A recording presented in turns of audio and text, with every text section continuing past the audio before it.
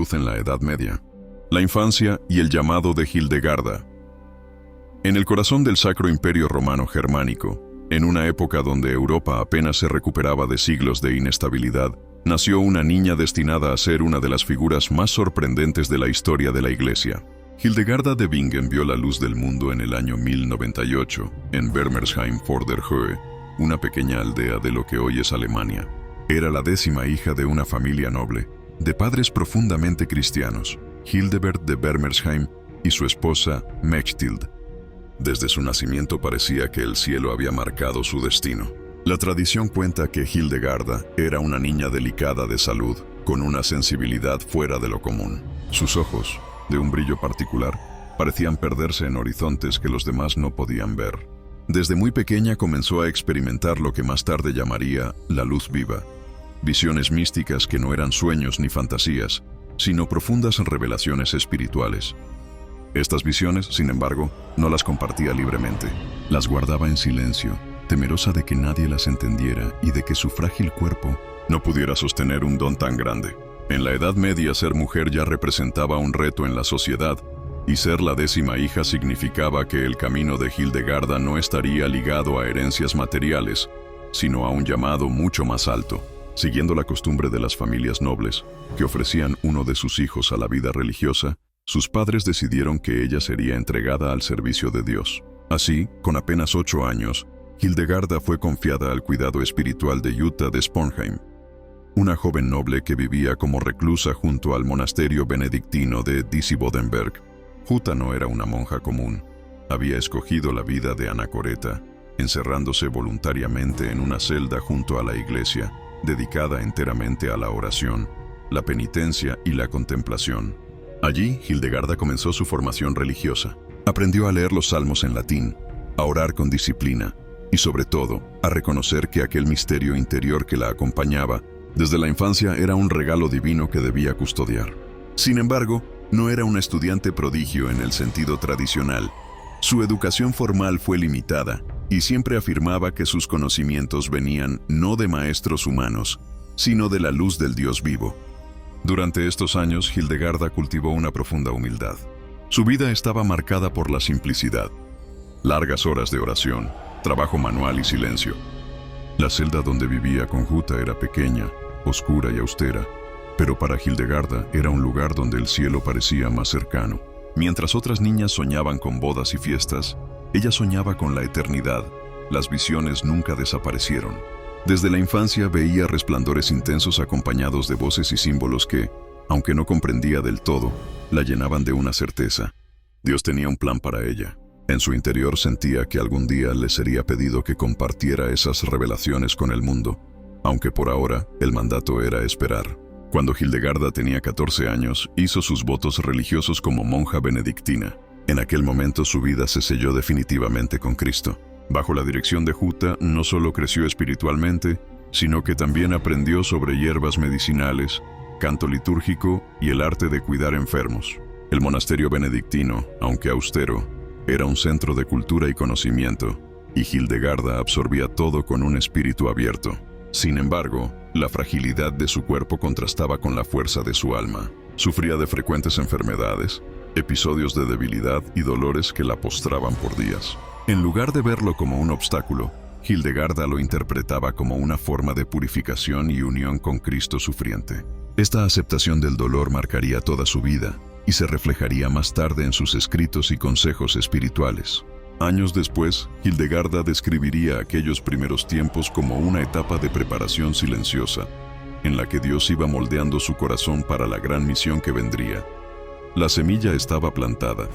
Una niña noble, enferma, encerrada en una celda, con visiones misteriosas, y sin embargo, destinada a convertirse en una de las voces más influyentes de la Iglesia, compositora de himnos celestiales, médica del cuerpo y del alma, y consejera de papas y reyes.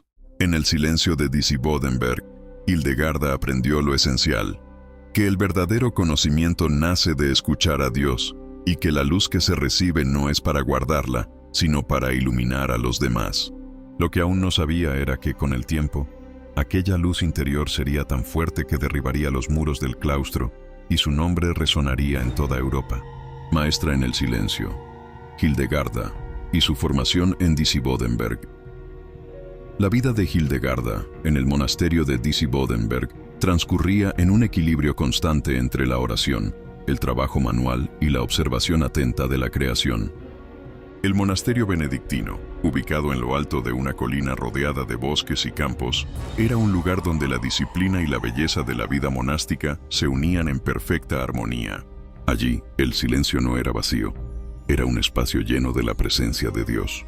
Bajo la guía de Jutta de Sponheim, Hildegarda se formó en una espiritualidad marcada por la penitencia y la austeridad. Jutta llevaba una vida de severa mortificación, ayunaba con frecuencia, vestía siempre de forma sencilla y pasaba largas horas en oración, a veces postrada en el suelo en señal de humildad. Este ejemplo moldeó profundamente el carácter de Hildegarda, que aprendió a ver la disciplina como un camino hacia la libertad interior. Aunque Hildegarda no recibió una educación académica formal como la que podían recibir los monjes varones, su curiosidad y su espíritu observador la impulsaban a aprender de todo lo que estaba a su alcance. En el scriptorium del monasterio, observaba cómo los monjes copiaban manuscritos iluminados y escuchaba atentamente las lecturas de las escrituras y de los padres de la iglesia. No podía leer con fluidez al inicio, pero poco a poco fue dominando el latín básico necesario para la liturgia y los textos religiosos. Uno de los dones más notables que cultivó en esta etapa fue su capacidad para percibir el sentido espiritual de las cosas. Mientras otras novicias se limitaban a memorizar oraciones, Hildegarda buscaba comprenderlas con el corazón. Las palabras de los salmos, las parábolas de Jesús y las homilías que escuchaba resonaban en su interior de forma diferente. Parecían abrir ventanas hacia una luz invisible que solo ella podía ver. Jutta, consciente de la profundidad espiritual de Hildegarda, comenzó a confiarle responsabilidades dentro del pequeño grupo de mujeres que vivían recluidas junto al monasterio. Con el tiempo, Hildegarda se convirtió en un apoyo para las hermanas más jóvenes, guiándolas en la oración y enseñándoles los cantos litúrgicos. Ya en estos años iniciales se podía percibir que poseía un don natural para liderar con firmeza, pero sin imponerse, siempre desde la mansedumbre. En paralelo, Hildegarda seguía experimentando sus visiones. La describía como una luz intensa que no cegaba, sino que iluminaba el entendimiento. En medio de esa claridad, escuchaba palabras y veía símbolos que la invitaban a contemplar la creación como un reflejo del Creador. Sin embargo, mantenía todo en secreto, temiendo ser malinterpretada o acusada de herejía. Cuando Hildegarda tenía unos 20 años, su salud comenzó a debilitarse más gravemente. Las enfermedades, que la habían acompañado desde la infancia, la postraban durante días. Algunos pensaban que era demasiado frágil para la vida monástica. Sin embargo, su resistencia interior sorprendía a todos. Ella veía su debilidad física como un instrumento para depender más de Dios, y la aceptaba con serenidad.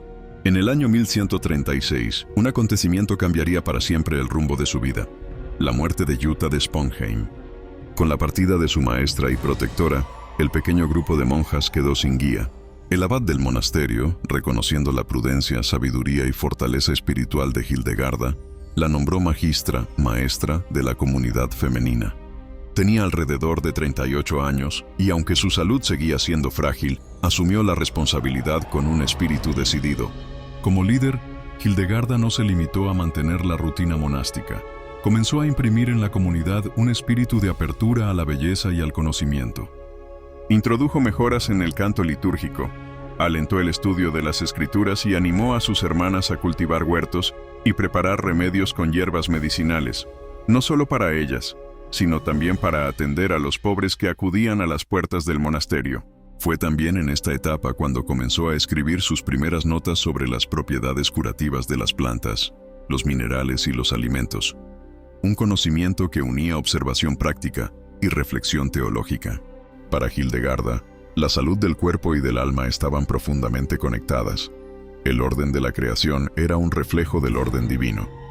Pero mientras cumplía su misión como guía de la comunidad, la voz interior que la llamaba a hablar más allá de los muros del monasterio se hacía cada vez más insistente. En lo profundo de su corazón, Hildegarda sabía que llegaría un momento en el que tendría que romper el silencio sobre sus visiones. Ese momento estaba cada vez más cerca, y cuando llegara, no solo cambiaría su vida, sino que haría que toda Europa escuchara a una mujer que, desde su celda, era capaz de iluminar reyes, papas y multitudes enteras. Escribe lo que ves. El llamado que no pudo callar el año 1141 marcó un punto de no retorno en la vida de Hildegarda de Bingen. Tenía 42 años y ya llevaba varios años como maestra de la comunidad femenina en Disi-Bodenberg. A pesar de sus responsabilidades, seguía viviendo en relativa discreción, entregada a la oración, al trabajo y a la enseñanza de las hermanas. Sin embargo, en la primavera de aquel año, durante un momento de profunda contemplación, una visión distinta a todas las anteriores irrumpió en su interior con una claridad apabullante. Hildegarda vio una luz tan viva que quemaba sin consumir, y en medio de ella escuchó la voz del Dios viviente que le decía: «Escribe lo que ves y lo que oyes. No lo escribas según tu voluntad, sino según la mía. Hazlo, aunque seas débil y temerosa, pues no es para ti, sino para todos los que quieran escucharme». Hildegarda sintió que su cuerpo se estremecía. Ella, que siempre había ocultado sus visiones por temor a ser juzgada, ahora recibía una orden directa del Creador para hacerlas públicas. La idea la llenó de pavor. Una mujer, sin gran formación académica, proclamando mensajes de Dios en un mundo dominado por teólogos y prelados. Aquello podía terminar en sospecha, burla o condena. Durante meses intentó resistirse. Su timidez natural, su débil salud y su sentido de humildad la empujaban a callar. Pero mientras más trataba de guardar silencio, más se debilitaba físicamente. Las fiebres aumentaban. Su cuerpo se entumecía. Y comprendió que su resistencia estaba enfermándola. Hildegarda llegó a la conclusión de que negarse a escribir sería desobedecer a Dios mismo. Finalmente, confió su experiencia a Volmar, el monje que actuaba como confesor y secretario de la comunidad. Volmar, hombre prudente y de gran conocimiento, escuchó sus palabras con asombro y respeto. No dudó en animarla a obedecer la voz que la llamaba, y prometió ayudarla a poner por escrito sus visiones, corrigiendo su latín para que fueran comprendidas sin distorsión. Con su ayuda, Hildegarda comenzó a trabajar en su primera gran obra. Sibias, abreviatura de Cito Vias Domini, conoce los caminos del Señor. Este libro, escrito a lo largo de varios años, describía 26 visiones recibidas por Hildegarda, acompañadas de profundas interpretaciones teológicas y bellas ilustraciones simbólicas. No era un simple testimonio místico, era una teología viva que hablaba del origen del mundo, de la redención y de la lucha espiritual entre la luz y las tinieblas.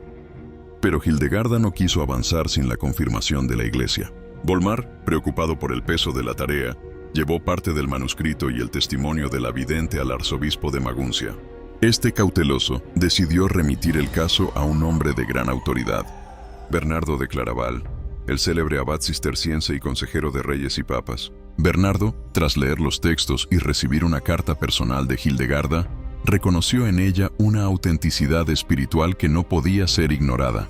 La animó a seguir adelante y a confiar plenamente en la guía de Dios. Con su apoyo, el Papa Eugenio III recibió el manuscrito incompleto de Sibias durante el Sínodo de Treveris en 1147-1148. Después de escuchar fragmentos leídos en público y tras consultar con teólogos, el Papa autorizó a Hildegarda a continuar escribiendo y difundiendo sus visiones. Aquella aprobación fue un momento decisivo. Una mujer, sin rango clerical, recibía el respaldo oficial de la Iglesia para hablar. En nombre de Dios, Hildegarda sintió que el peso que la oprimía se aligeraba. Su obediencia había vencido al miedo. A partir de entonces, Hildegarda ya no sería solo la abadesa de una pequeña comunidad, se transformaría en una voz profética para toda Europa. Continuó escribiendo Sibias con una energía renovada, describiendo con precisión los colores, las formas y las figuras que veía en sus visiones, junto con la interpretación espiritual que le era inspirada. Para ella las imágenes no eran adornos. Cada símbolo revelaba una verdad sobre la relación entre Dios y el ser humano. En este tiempo también comenzó a desarrollar más profundamente su visión de la viriditas, un concepto que expresaba la frescura, vitalidad y verdor de la vida que Dios infunde en toda la creación. Para Hildegarda, el mundo estaba impregnado de esta energía divina, y el pecado era como una sequía que marchitaba esa vitalidad interior. Esta idea se volvería central no solo en su teología, sino también en su medicina y su música. Sin embargo, la creciente fama de Hildegarda también despertaba incomodidades. Algunos monjes consideraban inapropiado que una mujer tuviera tanta influencia. Otros dudaban de que sus visiones fueran verdaderas revelaciones. Hildegarda, lejos de amedrentarse, respondía con serenidad, afirmando que nada de lo que enseñaba venía de ella misma, sino del Espíritu de Dios. En este periodo de su vida, su papel como maestra, visionaria y escritora comenzó a expandirse, pero aún quedaba por delante una decisión crucial: trasladar su comunidad femenina a un nuevo lugar, independiente de la autoridad directa del monasterio masculino. Ese paso, que tomaría pronto, sería una señal de su fortaleza y de su convicción de que Dios la guiaba hacia una misión más amplia. A mediados de la década de 1150, Hildegarda de Bingen había alcanzado un reconocimiento notable. Su Civias estaba prácticamente concluido. Su reputación como visionaria aprobada por la Iglesia crecía, y el flujo de personas que acudían a ella en busca de consejo espiritual era constante. Sin embargo, en el interior de su alma sentía una inquietud persistente. La comunidad femenina en Disibodenberg estaba bajo la autoridad directa de los monjes benedictinos, y las decisiones importantes no siempre eran tomadas pensando en el bien de las hermanas. Hildegarda comenzó a discernir que Dios le pedía algo audaz: trasladar a las monjas a un lugar independiente, donde pudieran vivir su vocación con libertad y según la inspiración divina que ella recibía. La elección recayó en Rupertsberg, una colina cercana a la confluencia de los ríos Rin y Nahe, donde existían ruinas de una antigua iglesia dedicada a San Ruperto, mártir local. La decisión no fue bien recibida por todos. El abad de Disibodenberg, consciente de que perdería la dote y el prestigio que las monjas aportaban al monasterio, se opuso con fuerza. La disputa se prolongó durante meses, y en medio de la tensión, Hildegarda sufrió una grave enfermedad que la dejó postrada. Ella misma interpretó este malestar como una consecuencia de su resistencia a cumplir plenamente el mandato divino. Dios me enseñó que no debía detenerme por temor humano, sino confiar en su poder. Finalmente, con el apoyo del arzobispo de Maguncia, Hildegarda obtuvo el permiso necesario y en 1150 comenzó la construcción del nuevo monasterio en Rupertsberg. El lugar se convirtió rápidamente en un centro de vida espiritual y cultural. Hildegarda cuidó cada detalle, desde la arquitectura y la disposición de los espacios hasta la formación espiritual y el trabajo diario de las monjas. Quería un lugar donde la oración, el estudio, el arte y la atención a los necesitados se entrelazaran como un solo acto de amor a Dios. En Rupertsberg, Hildegarda desplegó con más libertad sus dones. Comenzó a escribir con mayor intensidad y a componer música para la liturgia.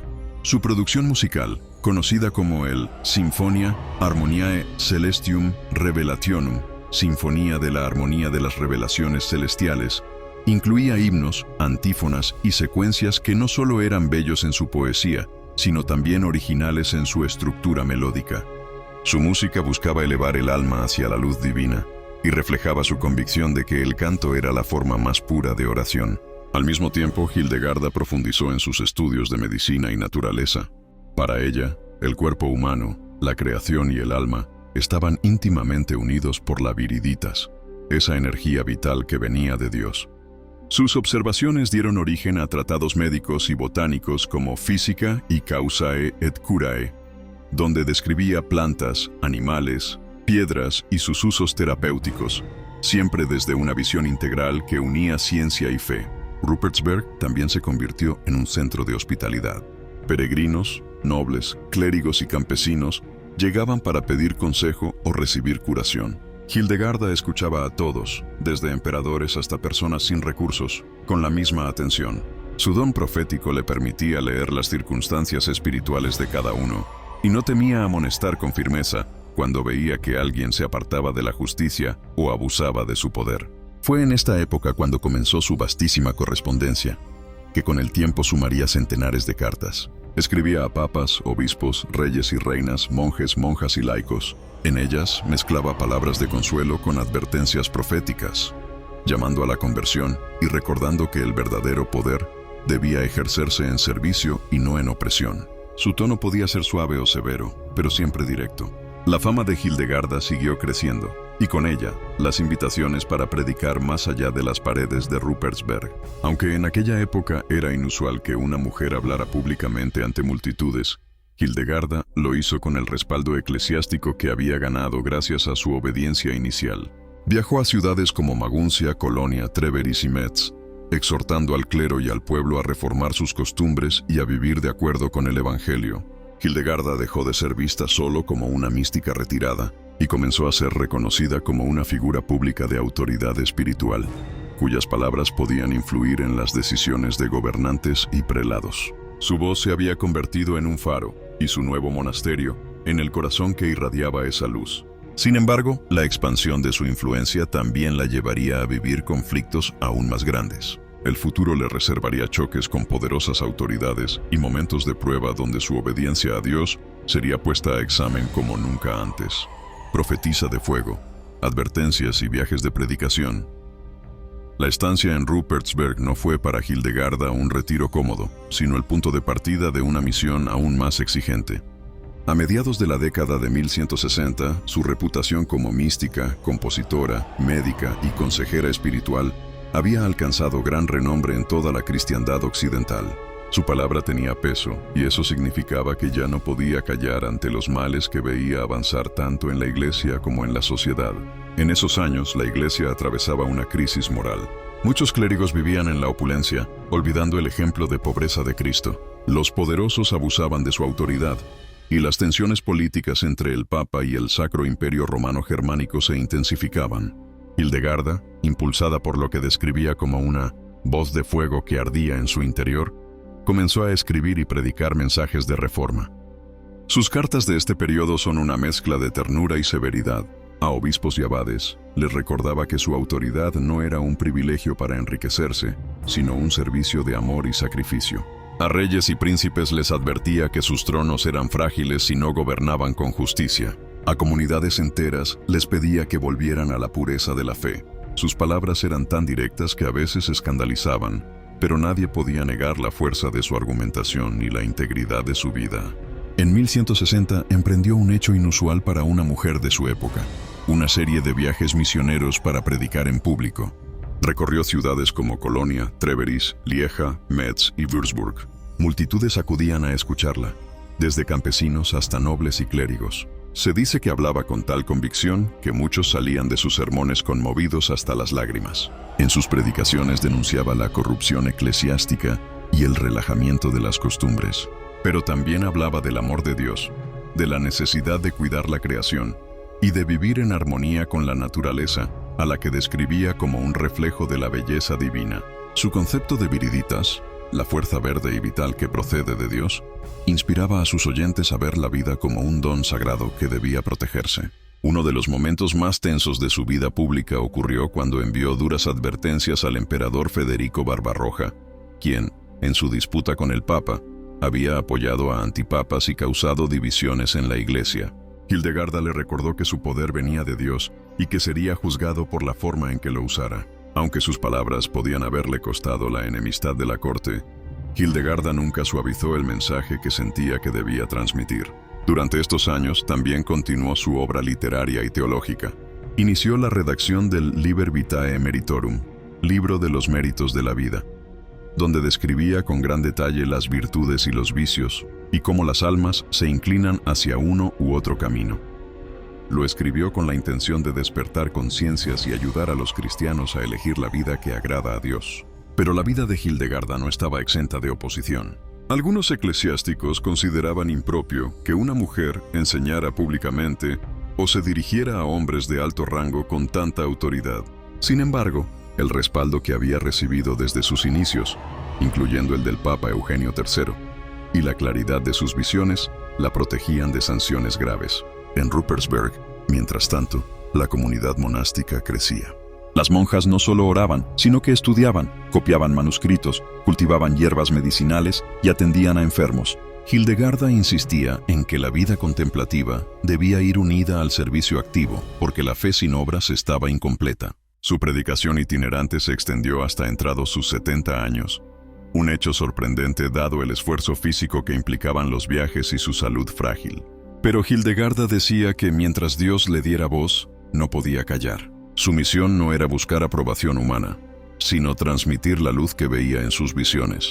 Hacia el final de esta etapa, Su figura se había convertido en un faro moral para toda Europa. Era consejera de reyes, inspiración para monjas y monjes, y referente para médicos y estudiosos. Sin embargo, el tiempo de sus mayores pruebas aún no había llegado. En los últimos años de su vida, Hildegarda enfrentaría un conflicto doloroso con las autoridades eclesiásticas, una batalla en la que defendería la misericordia de Dios por encima de las normas humanas, aún a riesgo de su reputación y de la paz de su monasterio. Ese sería el capítulo final de su misión profética, el último combate y la entrada en la eternidad. En los últimos años de su vida, Santa Hildegarda de Bingen ya era reconocida en toda Europa como profetisa, teóloga, música y médica. Sus obras circulaban en monasterios, cortes y escuelas, y su consejo era buscado tanto por simples campesinos como por reyes. Sin embargo, el tramo final de su vida no sería un retiro tranquilo, sino una prueba decisiva de su fidelidad a la verdad y a la misericordia de Dios. El conflicto comenzó alrededor de 1178, cuando en el monasterio de Rupertsberg falleció un joven noble que había sido excomulgado por la iglesia. Aunque su pena no había sido levantada oficialmente, Hildegarda, tras discernimiento y oración, permitió que fuese enterrado en el cementerio del monasterio. Ella estaba convencida de que el joven, antes de morir, se había reconciliado con Dios en su corazón, aunque no hubiera podido recibir los sacramentos públicamente. Las autoridades eclesiásticas locales, al enterarse, ordenaron que el cuerpo fuera exhumado y retirado del cementerio para no contaminar el lugar sagrado. Hildegarda se negó. En cartas firmes pero respetuosas, explicó que exhumar el cuerpo sería un acto de crueldad y una negación de la misericordia divina. Insistió en que Dios ve el arrepentimiento más allá de los procedimientos humanos y que el perdón no siempre es visible a los ojos de la Iglesia, pero sí lo es para el Señor que escruta los corazones. La negativa provocó represalias. Las autoridades interpusieron un interdicto contra Rupertsberg. Esto significaba que las monjas tenían prohibido cantar la liturgia y celebrar ciertos ritos. Para una comunidad cuya vida giraba en torno a la alabanza cantada, era un golpe profundo. Pero Hildegarda, a pesar de su avanzada edad, superaba ya los 80 años, no cedió. Argumentó que silenciar los cantos a Dios era privar al cielo y a la tierra de la gloria debida al Creador. El conflicto se prolongó durante meses. Finalmente, su defensa apasionada, unida al respeto general que inspiraba su santidad, llevó a que el interdicto fuera levantado. Este episodio mostró a una Hildegarda inquebrantable, que no temía enfrentar el poder eclesiástico cuando creía que la justicia y la compasión estaban en juego. Mientras tanto, seguía escribiendo. En sus últimos años completó su tercera gran obra teológica, el Liber Divinorum Operum, Libro de las Obras Divinas, un vasto tratado que integraba teología, cosmología y espiritualidad, presentando una visión armónica del universo como reflejo del amor de Dios. En ella, describía la creación como un gran coro, en el que cada criatura tenía su papel, y en el que el ser humano debía vivir en equilibrio con la naturaleza y con su Creador. Su salud, siempre delicada, comenzó a debilitarse más.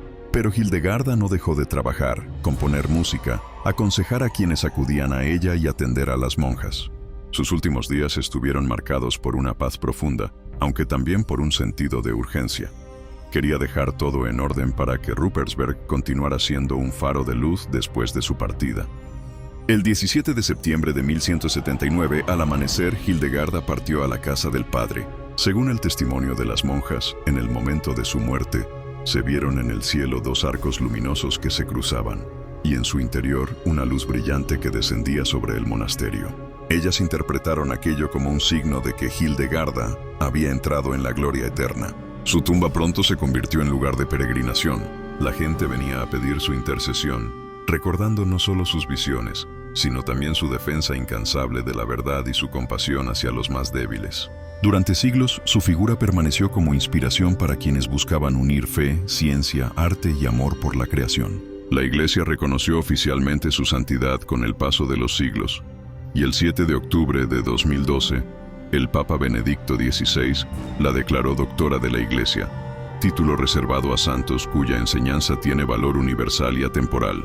Fue así una de las pocas mujeres en recibir tal honor, junto con Santa Teresa de Ávila, Santa Catalina de Siena y Santa Teresa de Lisieux. Hoy, Santa Hildegarda de Bingen es venerada no solo como mística y teóloga, sino también como precursora en el cuidado de la salud integral, defensora de la naturaleza y promotora de la belleza como camino hacia Dios.